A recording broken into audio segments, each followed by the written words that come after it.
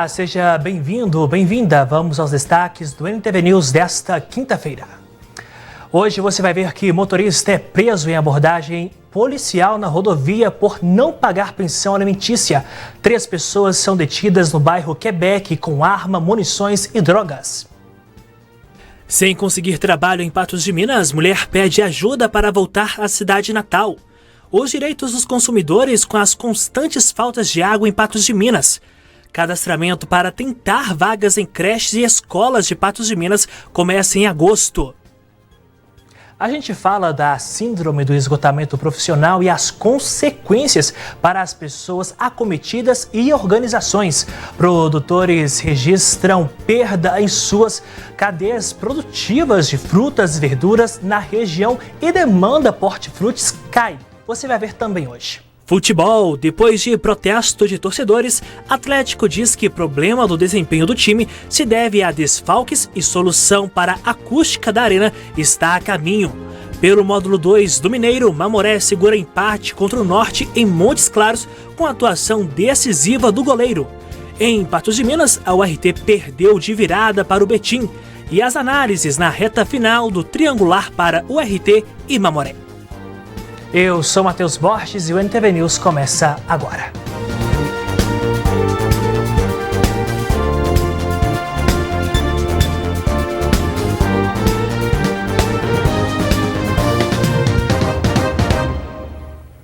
Quinta-feira, 11 de julho, boa noite. Nós abrimos esta edição te mostrando que 3 pessoas foram detidas na noite de ontem com drogas, munições e arma de fogo no bairro Quebec, em Patos de Minas. A ação é resultado de uma operação da Polícia Militar que começou na semana passada. Durante a abordagem, os policiais encontraram a arma com um homem e uma mulher e foram até a casa onde eles moram no bairro Quebec. Lá, os militares localizaram drogas e munições e um menor foi apreendido. O indivíduo foi abordado, localizado, uma arma de fogo, né? Era um casal durante a abordagem, né? E posteriormente, durante as diligências dessa ocorrência, diversas outras munições de diversos calibres também foram encontradas, né, na residência desses indivíduos.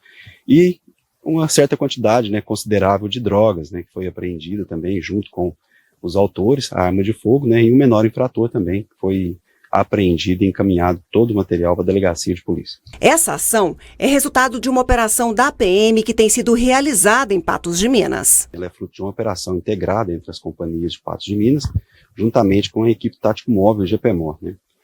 Desde a quinta-feira da semana passada, a gente tem lançado no turno operacional um reforço, né, nas guarnições, que tem o objetivo, a abordagem a suspeitos, né, de estarem portando arma de fogo ou algum ilícito.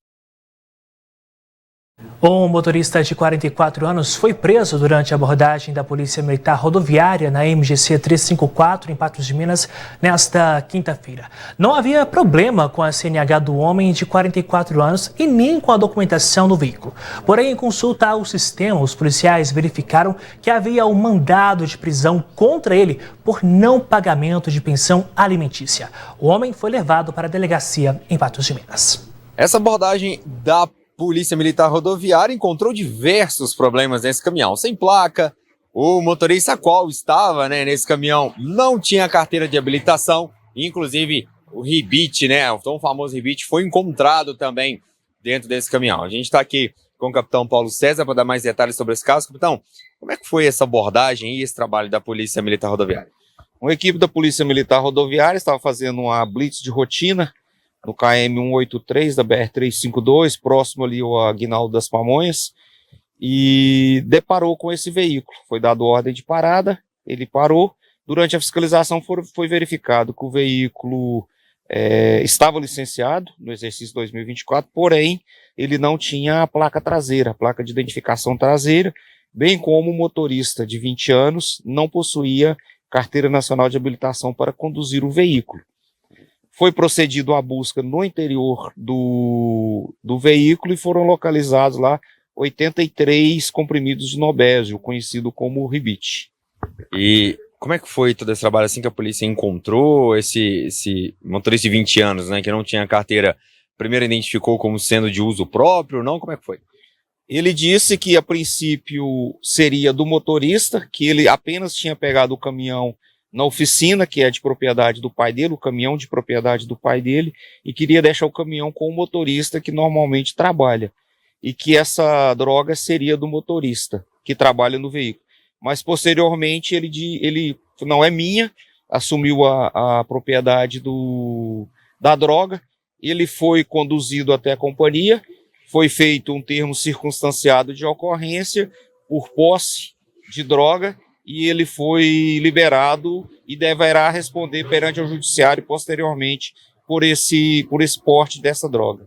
Trabalho importante feito porque o rebite é um grande problema, né, aí dos motoristas em riscos de acidente que sempre ocorre às vezes por causa dessa situação. Sim, o rebite ele tem a capacidade de alterar a coordenação psicomotora do motorista. O motorista acredita que está bem para dirigir, mas na realidade ele está drogado e a probabilidade de acontecer acidente é muito grande. Tá aí, então, o capitão Paulo César dando detalhes sobre essa ocorrência realizada, né? O motorista não tinha carteira, apenas estava buscando ali para o proprietário, que era o pai dele, né? Não tinha carteira, o veículo mesmo licenciado nesse ano, mas também sem a placa traseira, com diversos problemas, inclusive com esse número expressivo, né, desse rebite encontrado aí dentro da cabine. Luiz César, muito obrigado pelas informações. Então agora você conferiu o homem que foi levado para a delegacia depois de ser flagrado dirigindo o caminhão sem CNH e no veículo a polícia encontrou essa grande quantidade de rebite. Agora a gente faz um rápido intervalo e na volta aqui no NTV News a gente fala da lista ampliada de remédios de graça na farmácia popular. E você confere os direitos dos consumidores com as constantes faltas de água em Patos de Minas. Os moradores de Patos de Minas têm sofrido com os frequentes desabastecimentos de água na cidade. As falhas da Copasa ferem os direitos do consumidor e a empresa deve ser responsabilizada pelos danos gerados, é o que afirmam os especialistas. As mãos abrem as torneiras e nada de água. Esta é uma situação que tem se repetido em Patos de Minas. Mas seja com intermitência ou desabastecimento, isso causa muita indignação, como a gente já mostrou em outras oportunidades. Imagina você 6 dias tomando banho de balde, não tem como. A minha rua inteira aqui, ó, ninguém tem água. Já são 6 dias sem água. Não é só dessa vez que ela acaba, não. Sempre ela acaba. Só que o preço dela não acaba, não. Ali não tá nem pingando. Você vê, e não é só eu não, é todo mundo aqui, ó, sem água. Aquela ontem ali, ó, ia pro serviço, foi embora pro serviço, sem tomar banho. Mas afinal, quais são as responsabilidades e obrigações da Copasa quanto às dificuldades que são causadas aos consumidores? Nós entendemos que a Copasa, enquanto concessionária de serviço público indispensável à população, ela responde objetivamente por eventuais danos causados aos consumidores. E nós entendemos que essa intermitência constante, ela causaria, sim, o dano ao consumidor passível mesmo de responsabilização. O advogado também cita o papel do município nessas interrupções do fornecimento de água em Patos de Minas. O município é o responsável original por prestar os serviços públicos indispensáveis à população.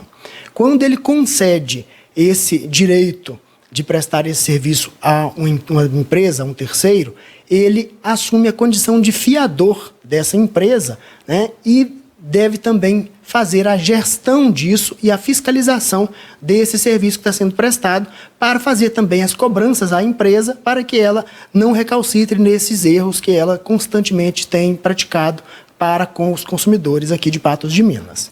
Nas diversas reportagens sobre o assunto, o morador reclama além da falta de água, mas também do atendimento prestado pela companhia de saneamento. Você liga lá, eles falam que vai retornar durante o dia. Até hoje não tem água para fazer comida, água para beber, e a gente paga o talão em dia, direto a água faltando. O consumidor precisa saber quais são os seus direitos e de que forma buscá-los em meio à constante falta de água. Essa ação, ela é uma ação popular, né? Seriam os órgãos de defesa do consumidor que deveriam adotar à frente e tomar as providências necessárias, seja o PROCON, seja o próprio Ministério Público.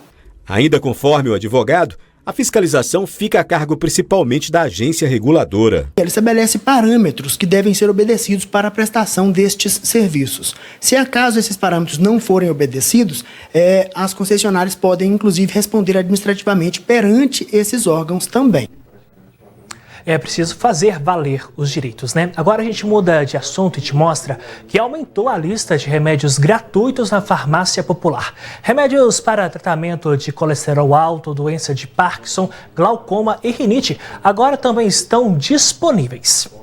A expectativa do Ministério da Saúde é que pelo menos 3 milhões de pessoas que já utilizam o programa sejam impactadas, o que deve gerar uma economia para os usuários de até R$ 400 por ano. Justamente o fato de agora ter ampliado o número de medicamentos que se tornaram de forma gratuita, né?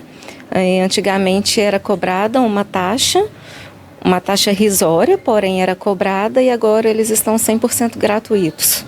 O programa oferta 41 itens, entre fármacos, fraldas e também absorventes. E até a implementação dessa medida, somente medicamentos indicados para pessoas com diabetes, hipertensão, asma, osteoporose e anticoncepcionais eram gratuitos. Para os outros, o Ministério da Saúde pagava até 90% do valor de referência dos medicamentos e era o cidadão que pagava o restante, de acordo com o valor praticado por cada farmácia. Os medicamentos indicados para asma e pressão já tinham a gratuidade aqui na farmácia popular. Mas esse aqui, por exemplo, o Prolopa, que custa mais de R$ 60 e é indicado para pacientes com Parkinson, passa a ser gratuito a partir de agora. Ele custa mais de R$ 60. Com essa ampliação, 95% dos medicamentos e insumos podem ser retirados de forma gratuita, o que equivale a 39 dos 41 itens de saúde distribuídos. Basta ele estar com a receita tem que ser recente, né? No máximo 6 meses de validade, assinatura do médico, carimbo, um receituário normal. Ele tem que estar com o documento de identidade com foto, então tem que ser a própria pessoa para pegar um medicamento. No caso, se for pegar para uma pessoa acamada ou algum outro parente, tem que ter uma procuração registrada em cartório.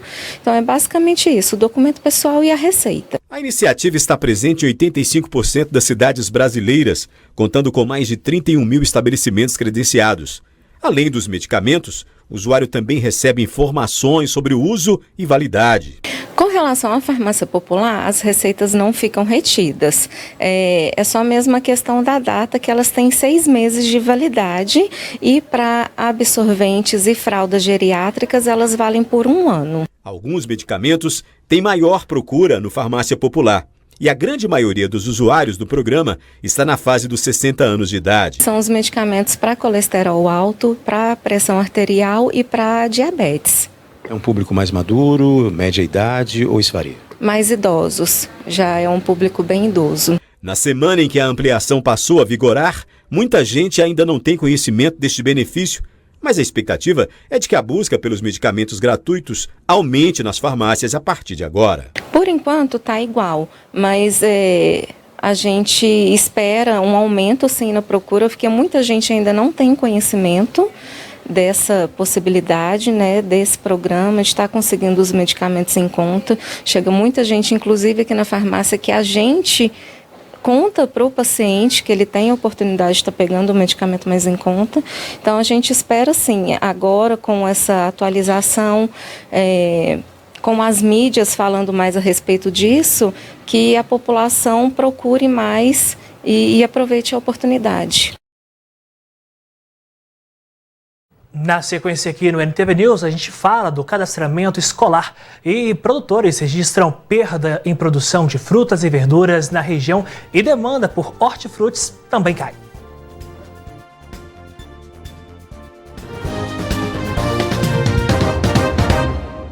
Estamos de volta para te mostrar que os responsáveis que buscam vagas para crianças em escolas e creches de Patos de Minas devem ficar atentos aos prazos para realizar o cadastramento escolar. O processo começa em 1º de agosto. Conforme a instrução normativa, o cadastro não é garantia de vagas em instituições, porém, é necessário para crianças de 0 a 5 anos que buscam vagas em centros municipais de educação infantil e escolas da rede municipal em Patos de Minas. O cadastro deve ser feito de 1º a 31 de agosto no site cadastramento.patosdeminas.gov.br. Após a divulgação de resultado, a vaga só é efetivada com a realização de matrícula, que deve ser feita entre 18 e 22 de novembro, nas instituições de ensino indicadas. As crianças que não conseguirem vagas ficarão em lista de espera. Agora a gente muda de assunto porque o clima tem deixado sua marca na produção e nos preços das principais frutas e hortaliças.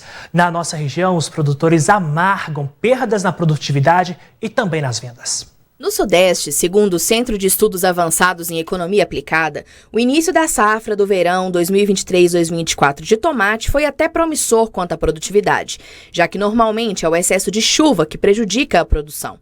Como a cultura é irrigada e o volume de chuva foi menor, os rendimentos no campo no começo do ano foram melhores. Em razão disso, em Patos de Minas, a oferta está alta e o preço caiu muito em relação aos últimos meses, quando uma caixa de tomate chegou a custar R$200. O tomate hoje sai na pedra R$30, 40, varia vários preços, mas tá devagar. Que nem mês passado, no início do mês passado, o tomate estava 150, 160. Aí comparando com hoje R$40, teve uma queda boa. O outono e inverno, com seu clima mais frio, afetam a produção e as vendas dos produtores e vendedores, uma vez que os produtos demoram mais a amadurecer. Outro fator que afeta as vendas é o fato das pessoas consumirem menos saladas e frutas em épocas de temperaturas mais frias. No tempo mais frio, ela prejudica na produção, porque o frio, a planta diminui a produzir. Até quando a gente planta, né, também, para ela nascendo, por causa do frio, ela demora mais a nascer. Esse tempo mais frio diminui as vendas e a produção também diminui bastante, aí aumenta um pouco o preço. As vendas da melancia caem, né? O povo consome menos melancia nessa época. Aí, como consome menos melancia, eu planto quiabo, para poder me ajudar. O frio ele tem afetado bastante, porque realmente o frio ele atrapalha no crescimento das verduras, né? Da verdura, legumes. E esse frio ele acaba afetando no crescimento e na produção. Então, assim, a gente cria uma expectativa de uma produção maior e com o impacto do frio a produção diminui, acaba que diminui aqui no Ceasa, dá um desfalque grande, né, no orçamento mensal da agenda da família do produtor rural. E a produção ela cai bastante. Produtores relatam que a produção e as vendas pioraram em relação ao mesmo período do ano passado. Em relação ao ano passado, esse ano está um pouco mais complicado. O ano passado foi melhor, em questão de produção e preço. Agora esse ano, não sei qual é o motivo, né? Mas esse ano foi bem mais complicado, um pouco mais precário para nós. Tem comparação não, ano passado as vendas foi alta, né? Tomate, manteve o preço bom o ano todo. Aí esse ano teve essa queda aqui agora por conta do frio. O tomate está mais fraco de preço. Segundo o site oficial do governo de Minas Gerais, a abobrinha registrou quedas de 26,3% e 16,5% nos valores de sua comercialização no estado. Segundo o produtor rural patense, foi uma das hortaliças com maior queda de preço nos últimos anos. O que teve maior queda de preço em vista assim, dos últimos anos para cá foi a abobrinha. A abobrinha, geralmente, na época do frio, ela tem um preço maior porque ela produz menos, mas esse ano, não sei se o pessoal apostou muito, né, no preço da abobrinha e acabou que a produção aumentou de muitos produtores, às vezes a quantidade, um pouco de cada um, acabou afetando o Ceasa e diminuiu bastante, aumentou bastante a produção, então o valor diminuiu, né? Já no NTV News, a gente fala da síndrome do esgotamento profissional que tem atingido cada vez mais pessoas e das consequências. E sem conseguir trabalho em Patos de Minas, mulher pede ajuda para voltar para a cidade natal. Se você puder ajudar, faça a sua parte para fazer toda a diferença na vida dessa mulher e também da família dela. Agora a gente te mostra que mais de 30% da população brasileira sofre com a síndrome do esgotamento profissional. Pesquisas revelam dados alarmantes sobre o impacto no ambiente de trabalho e as consequências para as pessoas acometidas. O burnout é um estado de exaustão física, mental e emocional causado por um envolvimento prolongado em situações de estresse no trabalho. O Brasil é o segundo país com mais casos de síndrome de burnout. Muita gente confunde, às vezes, o burnout com depressão. Só que realmente o ambiente de trabalho ele precisa ser uma das principais causas. Então, isso que muda muito as coisas, né? O trabalho ele precisa estar ali como prioridade em relação aos sintomas, né, que esse trabalhador vai sentir. A síndrome é gradativa e um dos primeiros sinais ocorre quando a pessoa começa a colocar o trabalho como ponto mais importante da sua vida, atrelando sua autoestima ao desempenho no trabalho. Ela começa a colocar o trabalho acima de tudo.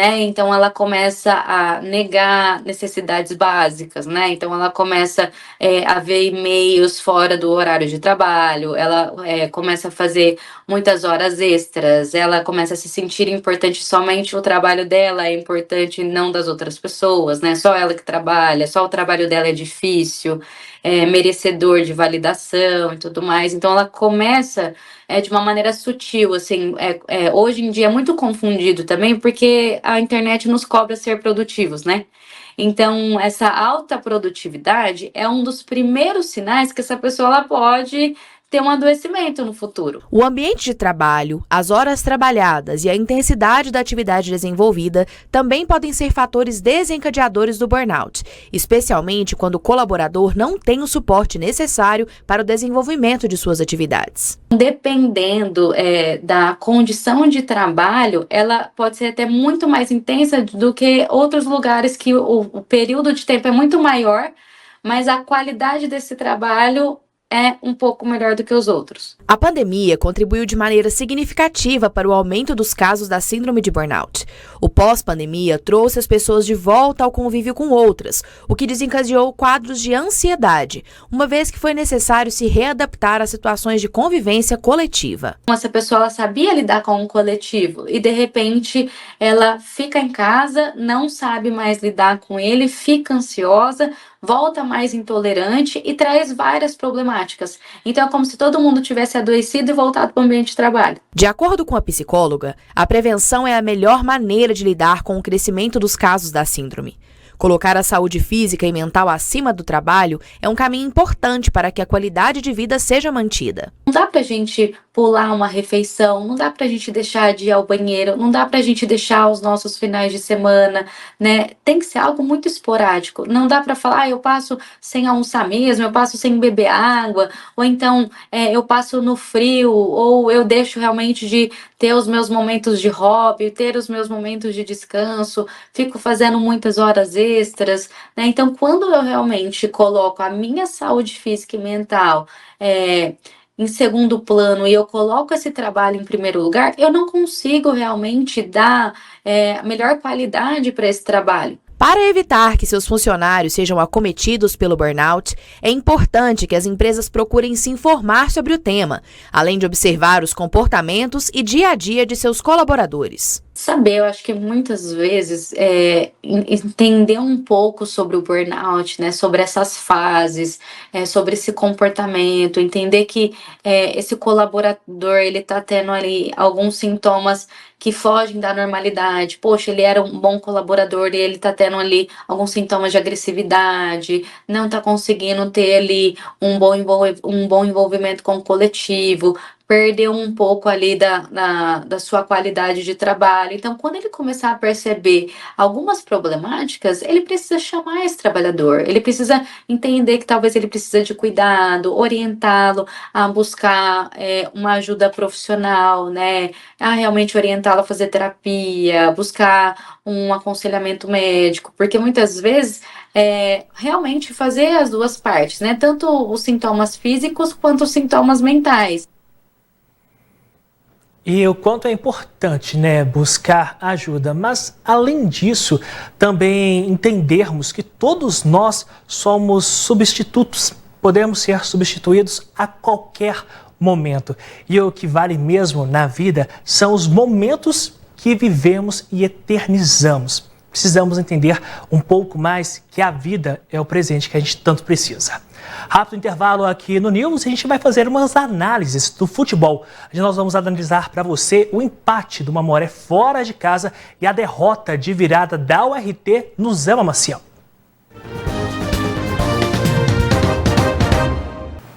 Estamos de volta e agora a gente fala de futebol e a gente começa com cenas lamentáveis. O goleiro Ramon Souza, do Grêmio de Anápolis, foi atingido por um tiro de bala de borracha disparado por um policial. Foi após a confusão que se formou no apito final do jogo em que o Centro-Oeste derrotou o Anápolis por 2-1 pela segunda divisão do Campeonato Goiano na noite de ontem. A bala de borracha abriu um buraco na perna do goleiro, que precisou de pontos. O Anápolis repudiou a ação de violência e informou por meio de nota que vai entrar com medidas cabíveis contra o policial. A Polícia Militar disse que determinou a abertura do inquérito policial para apurar os fatos. Para já começarmos as nossas análises, aqui comigo no estúdio o professor Valério Melo, ele que é professor de Educação Física. Professor, uma boa noite para o senhor, bem-vindo à bancada do NTV News. E a gente já começa, como eu disse, com essas cenas lamentáveis no futebol. Muitas vezes acontece fora de campo, fora do estádio, e agora, nesse momento, está acontecendo lá em Goiânia. Boa noite a você, aos seus telespectadores. É um prazer estar aqui com vocês. Infelizmente, né, volta e meia a gente está vendo, né, a questão da violência no Brasil inteiro, assim como no mundo, né, nós estamos vivendo um período de muita violência, infelizmente, e em todos os setores, né? Você vê que o que é mais tradicional aí no futebol é briga de torcidas, fora do campo. Dentro do campo até que a gente não tem tantos problemas. Eu, para falar a verdade, eu não tomei conhecimento desse episódio, porque são tantas coisas, né, no futebol, e eu estou mais focado agora na Copa América, né? Sim. Também lá na Eurocopa. Mas quando nós pegamos essas situações que por diversas vezes engloba o futebol, nesse caso específico em que o policial acabou disparando contra a perna de um jogador, a gente pode analisar de que forma? Porque naquele momento a gente vê ali o goleiro sendo atingido, uma confusão que se forma. Seria um despreparo, um exagero? De que forma que a gente pode analisar, professor? Eu penso que o despreparo pode ser de todos os lados, né? Sim. A falta de segurança de uma forma geral. E é claro que o policial ele está preparado, né? Ele é preparado para aquilo ali.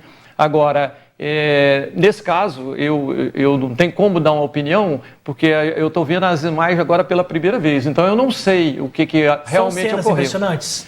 São cenas lamentáveis, né? As pessoas saem de casa para ir para um local onde ele vai se divertir e acaba, o jogador está lá trabalhando, né? O policial também está fazendo o trabalho dele, dando a segurança ali para o espectador, para os próprios jogadores que estão dentro de campo, mas infelizmente isso aí acontece. Ontem mesmo na Copa América, lá no final do jogo, começou a ter uma confusão lá também. Sim. Né, para você ver, um nível bem mais elevado, né? Nós estamos falando de seleções top dos seus países, né? Então aqui, nesse caso aí, já é um nível de futebol um pouco mais baixo, um campeonato regional. Mas nem por isso pode acontecer essas coisas. Mas, infelizmente, como eu volto a dizer, o mundo hoje, de uma forma geral, está muito violento. E a gente não sabe culpa de quem? Não sei, né? O sistema já está montado praticamente para isso, né? Nós, cidadãos que pagamos impostos para ter segurança, para ter educação, na maior parte das vezes isso é negado a gente. Mas cobrar o imposto, eles vêm.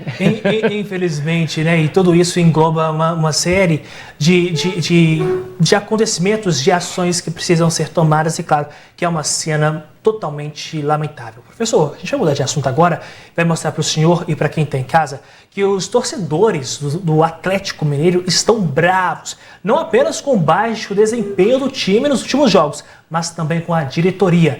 A cobrança veio em forma de protesto e o Atlético respondeu.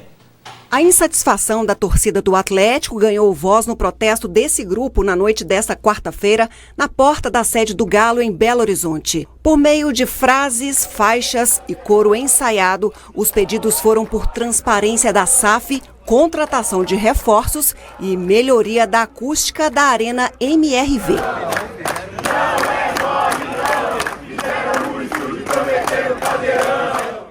Nesta quinta-feira, o Atlético respondeu às insatisfações em coletiva.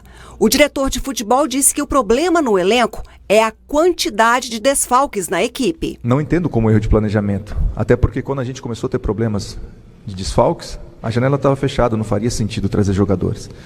Então, os reforços seriam os retornos dos jogadores das seleções e jogadores que estavam no departamento médico.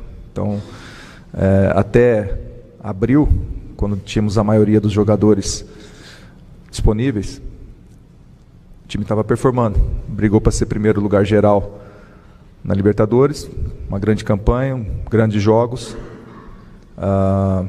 Buscou a classificação, que era o objetivo também na Copa do Brasil, e foi campeão mineiro. Existem os imprevistos e as coisas que você não controla. Você não controla perder 11 jogadores para uma partida.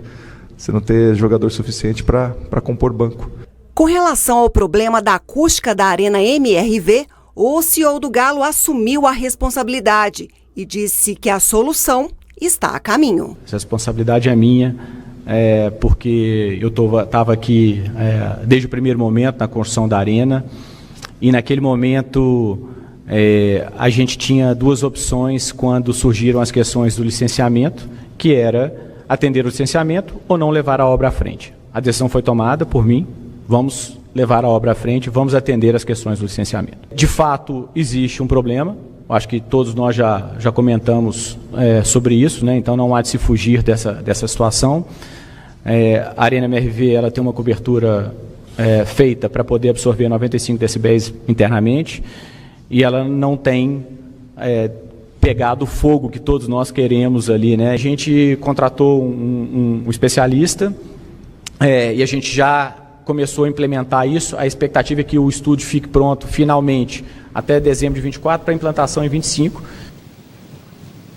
Pois é, professor Valério, sobre os reforços, o Galo terá Alonso, Bernardi e Elianco à disposição para enfrentar o Juventude na terça-feira pelo Campeonato Brasileiro. Mesmo com um curto espaço ali de tempo para treinamento, eles vão poder, na verdade, ajudar o Atlético a sair dessa má fase. Olha, a expectativa é essa, né? Para o torcedor atleticano, essa é a expectativa.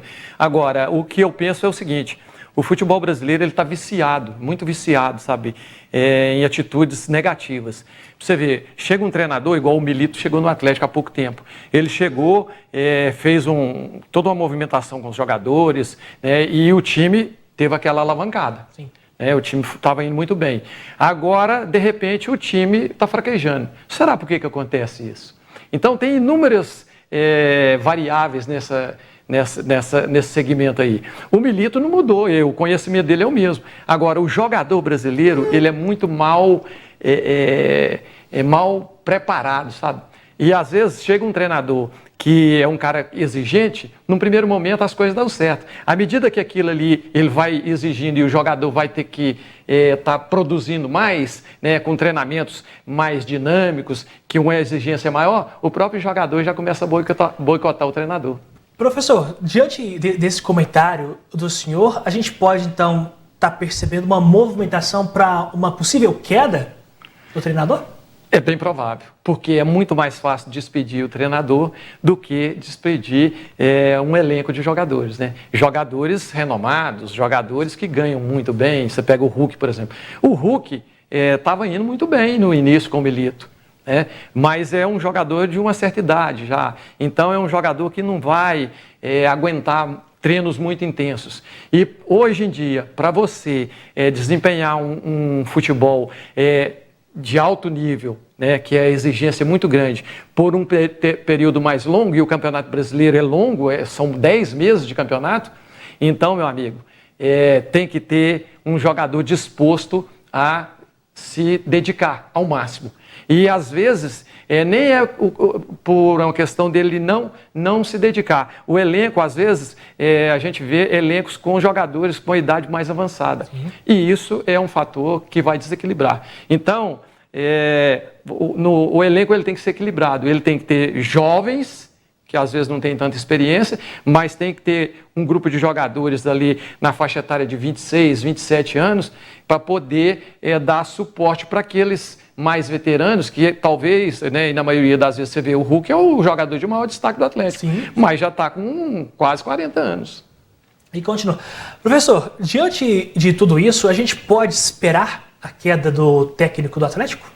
É o que eu falei, ninguém vai mandar o elenco embora, todo mundo embora, sempre sobra para o lado do treinador. Agora, isso eu acho que é um dos erros mais pontuais do futebol brasileiro. Por quê? Porque se eu sou o presidente de um clube e eu contrato um treinador que eu estudei a maneira daquele treinador trabalhar, eu vi que aquele treinador vai casar com o meu elenco de jogadores, eu tenho que deixar claro para o meu grupo de jogadores, esse é o meu treinador, esse é o norte que eu vou seguir e eu não vou mudar. Agora, existe no futebol brasileiro também muita pressão. Você viu ali, a torcida está pressionando. Então, tem que ter o quê? O dirigente ciente daquilo que vai fazer, né? Tem que ter um planejamento e seguir o planejamento. É o que não tem em 99,9% dos times do futebol brasileiro. Nem a seleção brasileira tem um planejamento que você pode falar, não, aqui a gente tem um norte a ser seguido. Não, é um troca-troca, é um diz que me diz, e por isso é que o nosso futebol está na situação que se encontra. Professor, rapidamente, o Atlético hoje teria um nome para se contratar rapidamente? E uma possível dispensa de técnico? Tem inúmeros no mercado. Né? Mas qual se encaixaria ali? Aí é o que eu estou te falando. Eu estou de fora, eu não sei. O que falta também no futebol brasileiro é justamente isso. É ter pessoas preparadas dentro dos clubes para que o clube ele não fique... a maioria dos clubes brasileiros tem lá o presidente, tem lá um coordenador de futebol que muitas das vezes nem entende muito de futebol.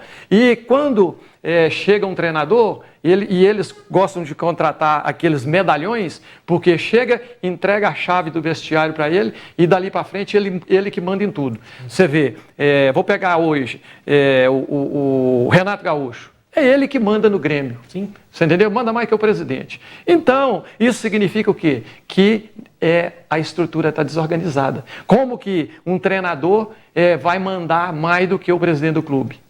É a falta de organização que o senhor disse. Agora, professor, nós vamos falar do módulo 2 do Campeonato Mineiro e nós vamos começar pela URT, que perdeu de virada ontem para o Betim dentro de casa. Protagonizou uma reviravolta emocionante contra o URT no estádio Zama Maciel em Patos de Minas, durante a segunda fase do módulo 2 do Campeonato Mineiro. Após um primeiro tempo em que esteve perdendo por 2-0, o Betim reagiu no segundo tempo e conseguiu empatar a partida. E mesmo com um jogador a menos, após a expulsão de Guilherme, virou o jogo nos acréscimos. A URT, incentivada pela torcida, começou o jogo com muita disposição e abriu o placar aos 8 minutos com um gol de Jadson. A equipe da casa continuou pressionando e ampliou a vantagem aos 28 minutos com Gilvan. O primeiro tempo terminou com a URT mantendo o controle da partida.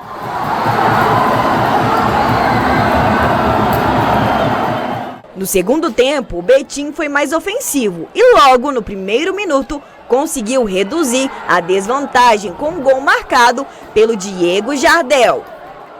A igualdade foi alcançada aos 12 minutos com um gol de Eric Salles.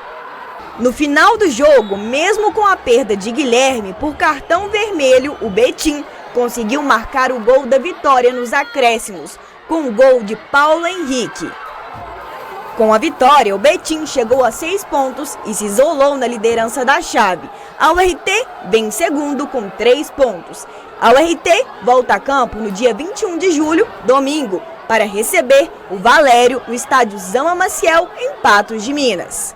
Nós temos um grupo muito forte, E eu tenho falado muito para os jogadores que não importa os 11 que começam, importa os 11 que terminam a partida, né? Então, o nosso grupo está entendendo muito sobre isso. A maioria das partidas a gente está conseguindo ter um volume de jogo muito grande no segundo tempo por causa dessa força coletiva. E hoje fomos muito felizes com as mudanças que a gente teve necessidade, né? 2 atletas com cartões amarelos, então a gente teve a necessidade e fomos abençoados com essa mudança, estratégia de jogo para conseguir sair com a vitória. Professor Valério, analisando então a partir de agora esse jogo entre o jogo da URT dentro de casa, que já estava com 2, e aí o outro time acabou fazendo 3 gols e ganhando de virada. Quais foram essas falhas cometidas ali pelo Trovão Azul? Olha, na realidade, eu não assisti o jogo, eu não fui no campo assistir o jogo. Eu ouvi alguns pedaços do jogo, depois ouvi os comentários, né? Mas eu acredito o seguinte, nesse nível de futebol, os times são muito parelhos. Os jogadores, tanto o jogador do Betim, quanto o jogador do Mamoré, quanto do URT, do Valério, é mais ou menos do mesmo nível. E os treinadores também. Então, como o tempo de treinamento é muito curto para esse campeonato, é um campeonato que eles falam de tiro curto, sim, e os treinadores, eles não têm muito argumento, você entendeu? Todo mundo faz basicamente a mesma coisa. Então, geralmente, eu costumo dizer que vai ganhar o campeonato é o time que dá a liga. Que dá a liga. Que deu a liga. Sim. Você entendeu? É igual um pedreiro vai lá fazer uma massa e tem a massa que não deu liga e a que deu liga. Aqui não deu liga, não vai funcionar, a parede pode cair. Agora, igual o ano passado, o Mamoré subiu ganhando praticamente todo mundo. E o Mamoré jogou alguns jogos que foram péssimos. Sim. Jogos, mas ele ganhou, interessou, ganhou. Deu liga. Agora esse campeonato da agora, ele está embolado. As coisas ficaram um pouco mais complicadas para o RT, né, e para o Mamoré também. Mas não quer dizer que eles não possam subir. O Betim está na frente. Né? O Betim está na frente. Mas é possível derrotar o Betim? É possível. Tudo pode acontecer num jogo desse. Você não viu o que aconteceu ontem? O Mamoré, o RT ganhando de 2-0 o jogo, né? Segundo o que eu ouvi dos comentaristas e hoje conversando com o pessoal, o RT jogou muito bem o primeiro jogo, o primeiro tempo do jogo. E por que não manteve isso? Porque é um time que não tem constância. E como o outro também. O Betim, disse que jogou muito mal o primeiro tempo. E aí o RT fez 2 gols. Aí, com 15 minutos de intervalo, vai lá para o vestiário. Às vezes uma substituição errada, entre aspas, ou um jogador que às vezes tomou água lá e não se sentiu muito bem e depois volta. O jogo totalmente diferente no segundo tempo. Aí o outro time dominou, mas mesmo assim a URT teve chance de fazer gols. Não fez, e o que aconteceu? No minuto final, vai lá o Betim, numa bola que o zagueiro da URT vacilou e o cara fez o gol. Isso aconteceu aqui, no próximo jogo lá pode acontecer o contrário. Porque os times, eles não têm uma constância, eles não têm um modelo de jogo consistente, firme, você entendeu? Isso aqui no Brasil hoje praticamente não existe. Tanto é que você vê o Fluminense do Fernando Diniz há poucos meses atrás, o Fluminense do Fernando Diniz há 30 dias atrás. O cara renovou o contrato, com menos de 30 dias ele foi mandado embora. Você está vendo? Não tem uma consistência. Né? Não é igual um Manchester City, lá do Guardiola, que o time é aquilo ali, jogando contra o A, B ou C, ele tem um padrão, ele tem uma imposição de jogo. Aí eles falam assim, mas lá é porque ele tem os melhores jogadores. Não, o jogador dele lá é do nível do adversário. O jogador da URT é do nível do Mamoré, do Betim. Agora, o que falta muito, eu falo que o futebol brasileiro hoje, quem está no meio do futebol brasileiro, trabalhando ali, 99% deles enxergam o futebol com os óculos do século passado. Infelizmente. E aí, eu vou mais além. O Dorival Júnior é um excelente treinador para o século passado.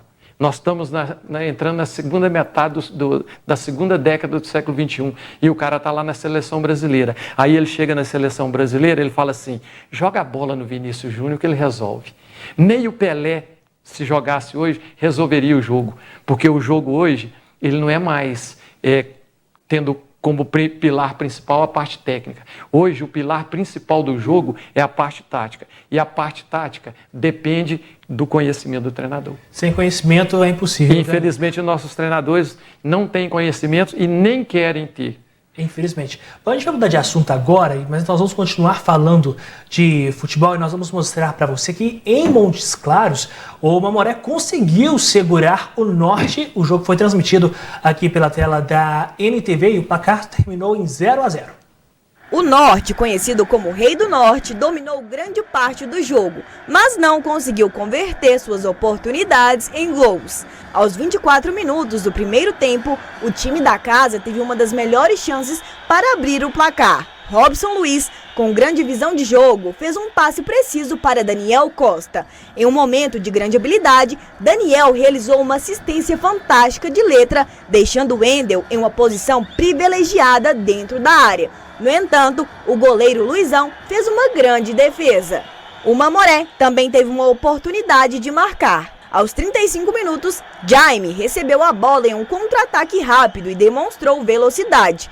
Com espaço para finalizar, Jaime teve a oportunidade de colocar o Mamoré à frente. No entanto, ao tentar o chute, ele isolou a bola, que acabou subindo e indo parar na arquibancada. O segundo tempo foi marcado por um equilíbrio constante entre as duas equipes. Ambos os times criaram oportunidades, mas as defesas se mostraram eficazes em manter o placar inalterado. O Norte tentou pressionar mais, mas encontrou uma defesa sólida do Mamoré, que por sua vez também buscou criar situações de perigo. As equipes demonstraram um bom nível de organização defensiva e, apesar das várias tentativas, o placar permaneceu 0-0 até o final. O goleiro Luizão foi o grande destaque da partida e o melhor jogador em campo. Com defesas decisivas e uma atuação segura, Luizão garantiu que o Mamoré saísse com o empate, salvando sua equipe de vários ataques perigosos do Norte. A gente sabia que ia ser um jogo muito difícil, né? Aqui na casa deles. A gente sabe do retrospecto deles aqui em casa, que é muito forte. Se eu não me engano, são 6 vitórias em 6 jogos. E pelo fato de eles terem perdido o primeiro jogo, né? Eles iam vir pra cima aqui, mas graças a Deus a gente conseguiu neutralizar alguns pontos, fizemos um grande jogo. Pontuamos, que é importante também, né? Pra nós na competição. E agora a gente para o bar concentrado para, se Deus quiser, fazer um grande jogo lá e sair de lá com a vitória. Com o empate, o Norte conquistou o primeiro ponto na competição. Já o Mamoré vai a 2 pontos e se mantém em segundo lugar na tabela. Antes de começar o jogo, a gente até comentou, porque a gente escuta muito esse comentário de imprensa imparcial, que já colocava o Mamoré como derrotado hoje. E a gente falou que futebol é dentro do campo, né? Aí, ó, tá aí a prova, né? Acho que a tabela é extremamente favorável para o Mamoré. É um time de camisa pesada e a gente acredita sim que a gente pode ir fora de casa, vencer esse jogo e levar a decisão para a pátria. A gente veio com esse objetivo. Professor, por falar fora de casa, o Mamoré no próximo sábado, vai enfrentar lá em Ubá o Aimorés, que é o líder do grupo. Como a gente pode avaliar esse momento do Mamoré? Ainda há possibilidade do acesso? Sim, claro que há possibilidade. É o que eu estou te falando, os times são mais ou menos parelhos. Você vê que na fase anterior, os times que tiveram melhor aproveitamento foi a URT, o Norte e o Mamoré. Sim. E o Betim, que agora está com a situação mais privilegiada, olhando a tabela, ele teve abaixo do Mamoré. O Mamoré, se não me engano, fez 50%. Se fosse menino de escola, tomava bomba, né? Porque tem que fazer 60%. E o Betim teve, acho que, 48% de aproveitamento. Agora, a situação mudou na segunda fase, né? O Betim, na chave dele, está com uma boa possibilidade, mas não quer dizer que vai levar. O RT também pode, e inclusive o Valério, que perdeu as duas, pode. Agora, o Mamoré, no caso do Mamoré, ele empatou 2. O Mamoré é um time que joga muito defensivamente, você vê, e dá sorte, né? O goleiro, segundo a matéria ali, e eu vi alguns lances do jogo, o goleiro, mas ele está ali para isso mesmo, cumpriu o papel dele, né? Agora, eu acredito que ainda há possibilidade para todos os times têm chance. Não por serem qualificados, justamente pelo contrário. Por ser um futebol muito pobre principalmente no aspecto tático, tudo pode acontecer. E como não existe um jogador muito acima da média, porque se você tivesse um Neymar jogando nesse meio aí, você falaria, não, quem tem o Neymar, por a tática ser bem rústica, ele vai decidir o jogo. Mas não tem nenhum desses. Então, qualquer resultado, qualquer um desses aí ainda pode subir. Então, vamos seguir acompanhando. E olha só, professor, por falar em seguir, nós vamos hoje estender um pouco o NTV News para continuarmos analisando todo esse cenário do futebol patense e também dos visitantes de outras cidades, né, na verdade, de outros times, e também de incêndio que foi registrado na tarde de hoje e que se estende nesta noite, acidente também agora há pouco, nós vamos estender e em instantes, em minutos, você vai acompanhar o programa Hora Celeste. Agora, professor, nós vamos mostrar que nessa reta final do triangular do módulo 2, nós ouvimos também mais especialistas para analisar essa situação, justamente entre o RT e Mamoré. Veja só. Módulo 2 do Campeonato Mineiro, rodada de ontem ruim para os times de Patos de Minas. Teve virada, teve empate sem gols. Eu vou conversar sobre esse assunto com Solon Pereira, que é comentarista esportivo e manda muito bem com relação a isso e acompanha de perto esses jogos. Solon, começando pelo 0-0, fora de casa do Mamoré, diante do Norte, um resultado ruim. Tinha que ter ganhado para poder ter uma certa tranquilidade para essa sequência, concorda, não? Odair, prazer em recebê-lo, né? Mais o Lázaro aqui para a gente falar um pouquinho de esportes, né? Esse empate do Mamoré ontem, ele parece, entre aspas, que foi bom. Mas não foi bom se a gente analisar o restante da tabela. Mamoré jogou ontem com o Norte, empatou de 0-0. Mamoré está viajando hoje para Ubá, jogar no sábado contra o Aimorés, que já tem 4 pontos. Mamoré, com esse empate, foi para 2 pontos e o Norte ficou apenas com 1 ponto. Mamoré terá obrigatoriamente de vencer essa partida contra o Aimorés, senão estará fora das suas pretensões para voltar ao Campeonato Mineiro da primeira divisão do ano que vem. Faz muita falta aqueles pontos que não foram adquiridos aqui jogando em casa, né? Aquele empate na abertura da rodada também foi muito ruim. Muito ruim. Ali começou a fase que o Mamoré não poderia ter empatado dentro de casa, teria que ter ganho. E a gente costuma dizer, Odair, nós que estamos no meio, que só tem um resultado bom no futebol, é a vitória. Empate é ruim, derrota muito pior ainda. Agora, se a gente for analisar o grupo do Mamoré, vamos eu e você aqui fazer uma continha rápida. Mamoré joga o seu penúltimo jogo contra o Aimorés. Se vence, vai a 5 pontos e vai decidir em casa contra o Norte, podendo chegar a 8. Aí é uma grande chance para se classificar. Se perde o jogo para o Aimorés irá a 7 pontos, né?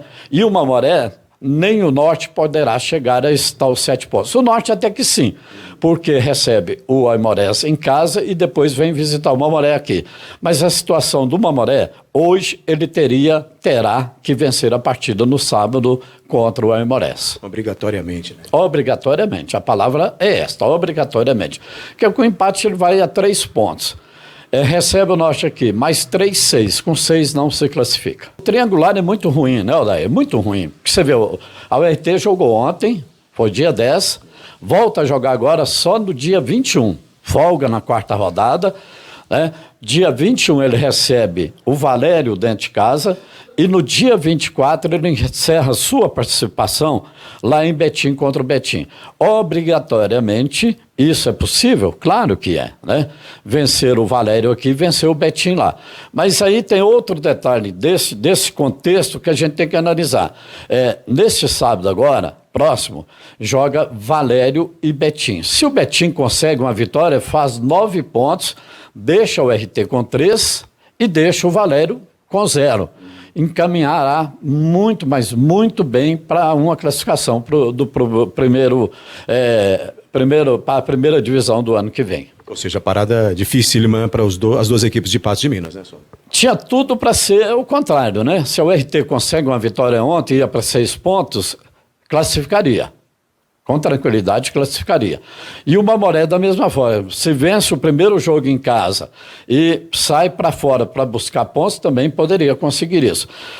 Para a equipe do Mamoré, tanto o presidente como os jogadores e a comissão técnica estão muito confiantes numa vitória contra o Aimorés. E a gente sempre tem que olhar o outro lado. Será que lá também eles não estão pensando da mesma forma? Claro, né, Odair? A gente sabe, está pensando em uma vitória.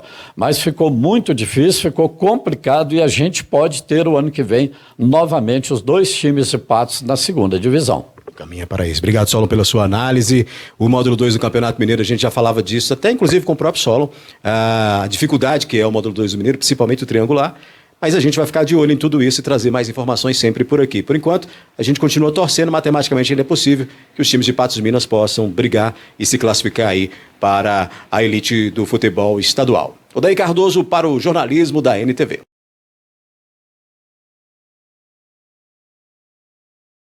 Professor, a gente passa então a analisar, muito obrigado Odair mais uma vez, a gente então analisa os 2 times de Patos de Minas. Os 2 times precisam, a partir de agora, vencer e contar com tropeços ou apenas ganhar ou empatar, empate e vitória já é o suficiente ou são situações diferentes para o RT e Mamoré?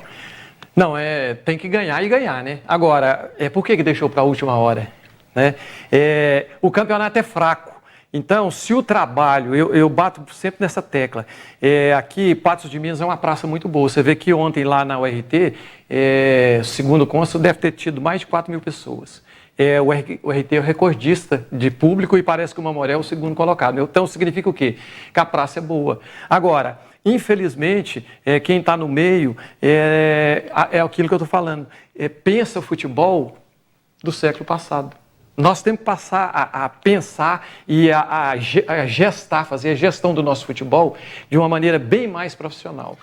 Para que isso não aconteça. Esse campeonato aí é campeonato para se você tiver um time organizado, com um planejamento, com um modelo de jogo, mesmo sendo um campeonato de tiro curto, é campeonato para você passar o rodo, ganhar. Disparado. Disparado. Porque, é o que eu estou falando, o nível é muito baixo. Agora, nessa atual situação, o Solon comentou lá, e ele fez todas as análises, né, de possibilidades, tudo dentro de uma obviedade. Né? Agora, é o que eu falei, tudo pode acontecer nesse campeonato, porque são todos iguais. Você entendeu? Nenhum desses times tem um diferencial. Tanto é que o Betim, que foi o 4º colocado no cômputo geral da fase anterior, hoje ele é o primeiro. E a URT, que foi o primeiro, no meu ponto de vista, está correndo o maior risco de ser eliminado, porque vai jogar contra o Betim, vai decidir contra o Betim. É uma final já dentro de uma expectativa para outra. O Mamoré, olhando, tem só 2 pontos, mas pode chegar, porque é o que ele falou. O Mamoré pode ir lá e ganhar, porque o time do Mamoré também leva uma sorte danada. Você entendeu? Pode ir lá e ganhar. Como pode ir lá também tomar uma goleada. Tudo é possível. E se o Mamoré perder ou empatar o jogo lá, ele já está fora. E aí a gente volta para o ano que vem, maçando barro nessa porcaria que é esse campeonato de segunda divisão, mas o pessoal pensa muito pequeno.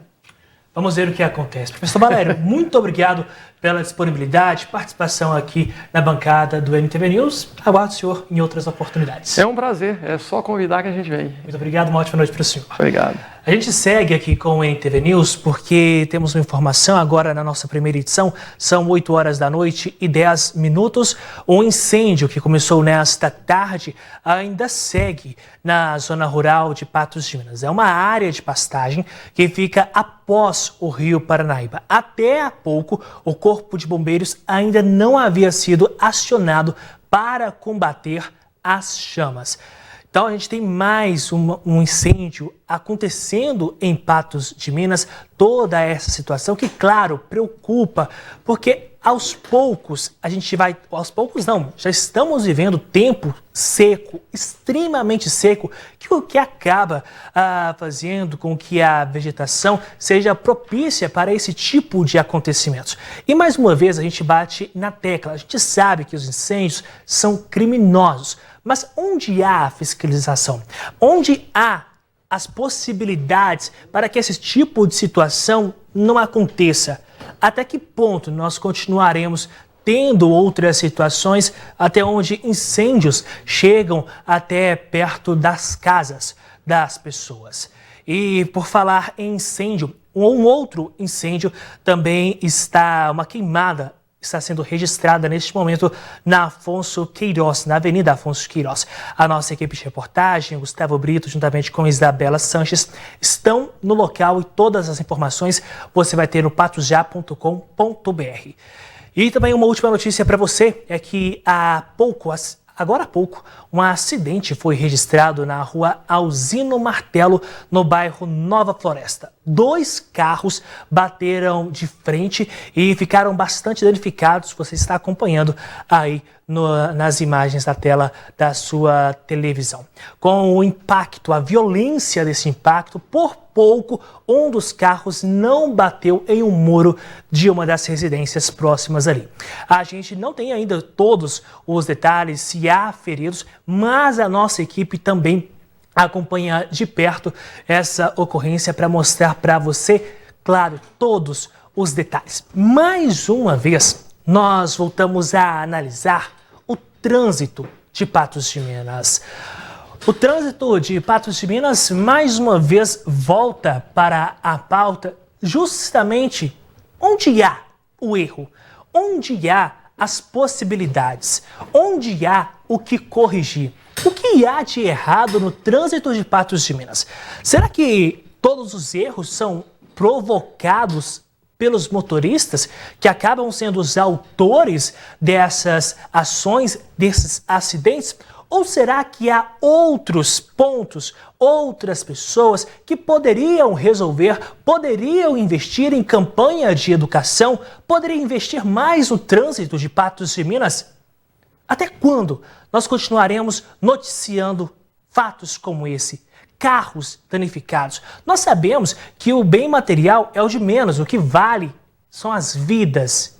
Mas, infelizmente, Patos de Minas tem perdido muitas vidas no trânsito. Mais informações de todas essas ocorrências você tem no patosjá.com.br.